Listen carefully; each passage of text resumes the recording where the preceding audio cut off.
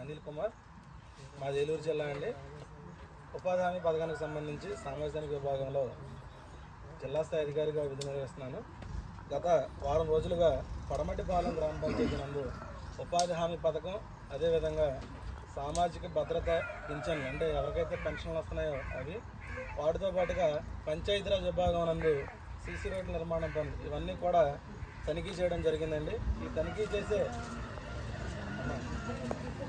అందరూ వాస్తవంగా పనిచేశారా లేదా, ఏ కాలంలో పనిచేసిన వివరాలను కూడా అడిగి ఒక నివేదికగా మేము క్రోడీకరించి తయారు చేయడం జరిగిందండి. ఈ నివేదికను గ్రామ సభలో పాలకవర్గం, అదేవిధంగా పంచాయతీ కార్యదర్శి గారు ఉపాధి హామీ శ్రామికులతో చర్చించి ఇందులో వాస్తవాలు ఏంటి, ఏ విధంగా చేయాలి, ప్రాసెస్ ప్రకారం జరుగుతుందా లేదా అనే వివరాలను ఇదే గ్రామ సభలో నమోదు చేసి ఈ నివేదికను తుది నిర్ణయం కోసం ప్రాజెక్ట్ డైరెక్టర్ వారికి అందజేయడం జరుగుతుందండి.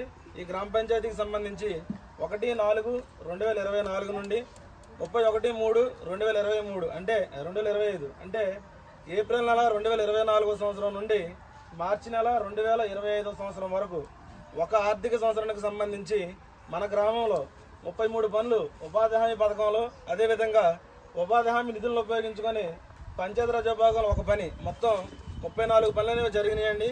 ఈ 34 పనులకి గాను 47,07,195 రూపాయలు వేతనాల రూపంలో అంటే మట్టి పని చేసినందుకు గాను ఇచ్చిన డబ్బులండి. అదేవిధంగా సీసీ రోడ్ నిర్మాణం పనికి సంబంధించి 3,67,066 రూపాయలు, మొత్తం 50,74,261 రూపాయలు పడమటిపాలెం గ్రామ పంచాయతీ నందు ఉపాధి హామీ నిధులు ఖర్చు చేయడం జరిగిందండి.